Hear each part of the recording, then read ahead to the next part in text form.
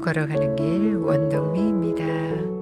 이 공간은 우리 삶 속에 모두가 겪으며 살아가는 소소한 이야기를 때로는 하찮게 느껴지는 시간을 나누고 그 모습이 자신의 멋진 모습임을 알게 되는 공간입니다. 나에게 해낼 수 있었고 이겨낼 수 있었던 이야기, 그 소중한 이야기 속으로 함께 가요. 잠시 후 다시 오겠습니다.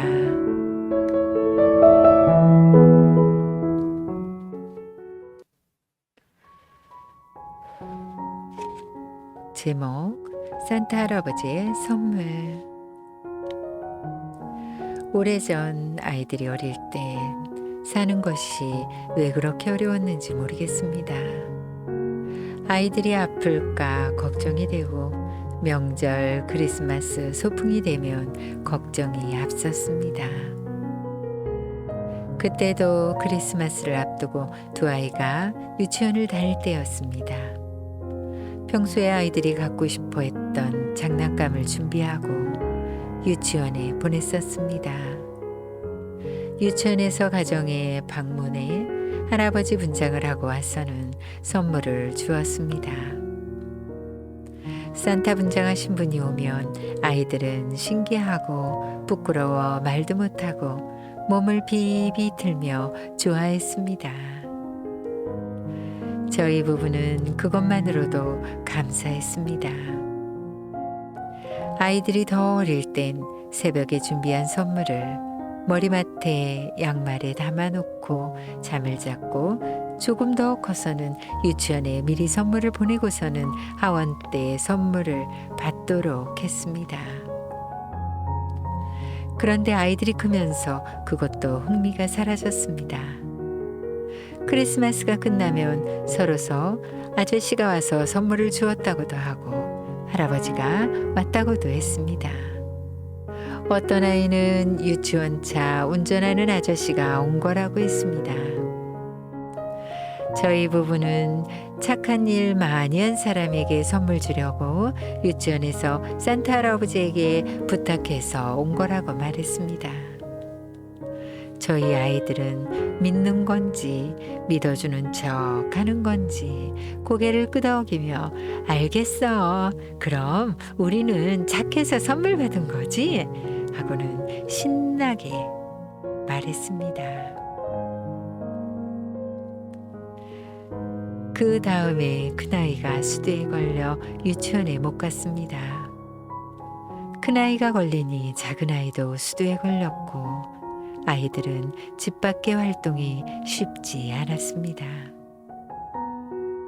아기 때 아이들에게 3만 원짜리 예방주사를 맞추어 주었다면 그렇게까지 고생하지 않았을 텐데 하는 생각이 들었습니다.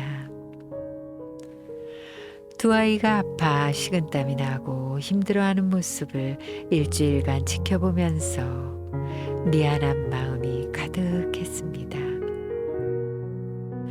몸에 딱지가 앉아 떨어지면서 남들이 활동하지 않는 시간과 장소를 찾아 엿날리기를 하고 썰매도 타면서 아이들과 놀아주는 것 외에는 아무것도 해줄 수 있는 게 없었습니다.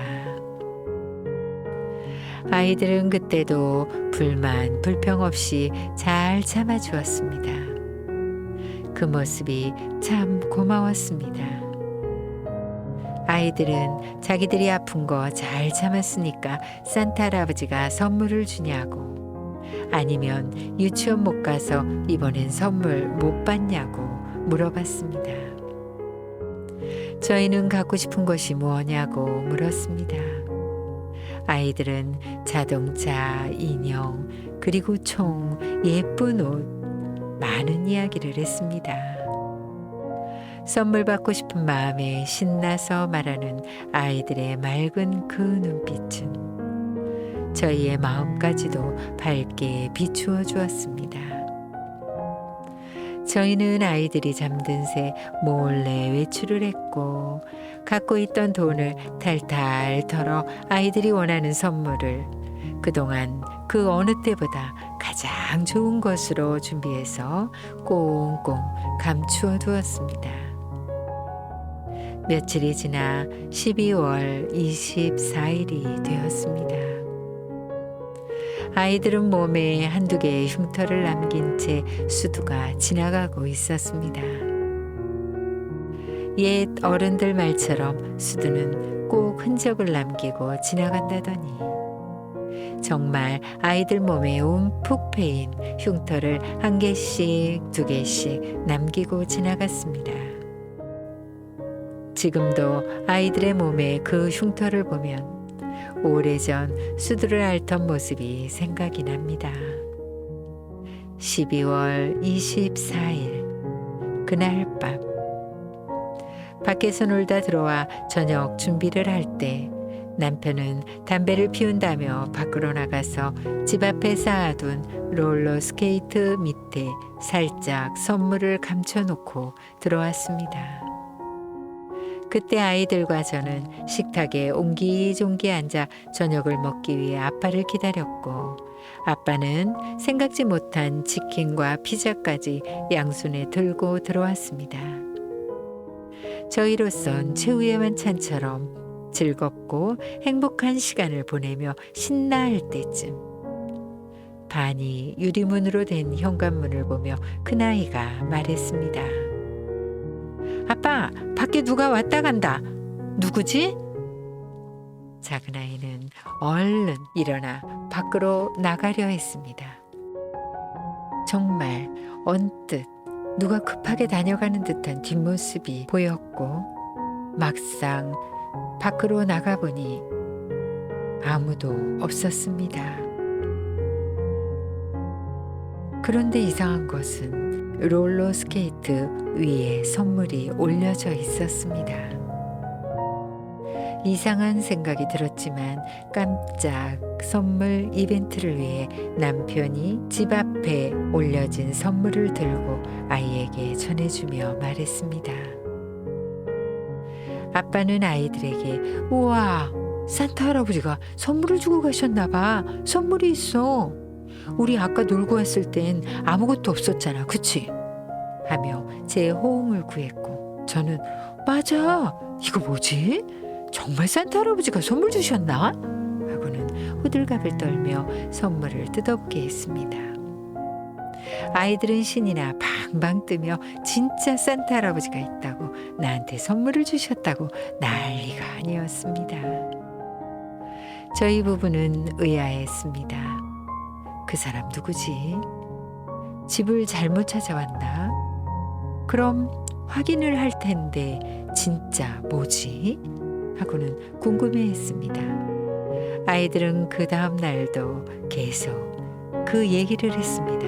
엄마, 진짜 신기해. 어제 진짜 왔었지. 작은아이는 맞아, 진짜 왔었어. 하고는 신나했습니다. 지금 30살이 훨씬 넘은 나이에도 12월 24일이 되면 그 얘기를 하며 신기해하고 있습니다. 어쩌면 집을 잘못 찾은 누군가의 방문인지 아님 제가 본 것처럼 마치 선물을 주듯 미리 선물을 둔 그곳에 몸을 숙이고 있다가 돌아서서 허리를 펴던 그 모습 자체가 진짜 아이들에겐 선물인지 모르나 그 순간은 정말 행복하고 신기하고 감사했습니다. 마치 작은 집의 크리스마스 기적처럼요. 내일 모레 크리스마스는 어떤 크리스마스가 될지 궁금합니다. 혹시 지금 성인이 된 아이들에게도 크리스마스는 있단다. 산타 할아버지는 진짜 있단다. 너희의 착한 마음, 고운 마음이 살아있는 한 난 존재하고 내가 너희에게 찾아가 희망이란 선물을 주고 축복을 준단다. 하고 말해주려 다시 한번 와주지는 않을지요. 작은 시골 마을 어린아들과 함께 사는 젊은 엄마가 있었습니다. 그 엄마는 어린 아들이 아파도 병원 갈 돈이 없어 아들을 안고 병원을 전전긍긍하다 하늘나라로 먼저 보냈습니다. 몇 년이 지나 엄마는 고열에 시달렸고 아무도 젊은 엄마가 아픈 것을 몰랐습니다. 젊은 엄마는 아들을 그리워하며 잠들었고 한참 후 눈을 떴을 땐 눈앞에 의사만이 앉아 있었습니다. 젊은 엄마는 놀라 어떻게 왔냐고 물었고 의사는 빨간 옷을 입은 3살쯤 된 남자아이가 자기 진문을 두드리며 엄마가 아프다고 같이 가자고 해서 왔다고 했습니다. 그런데 집에 와서부터 아이는 보이지 않는다고 했습니다. 엄마는 놀라 서랍을 열었고 몇 년을 간직한 빨간 스웨터와 목도리에 따뜻한 온기를 느끼며 눈물을 흘렸습니다. 지금까지 함께 해주셔서 감사합니다. 좋은 하루 되세요.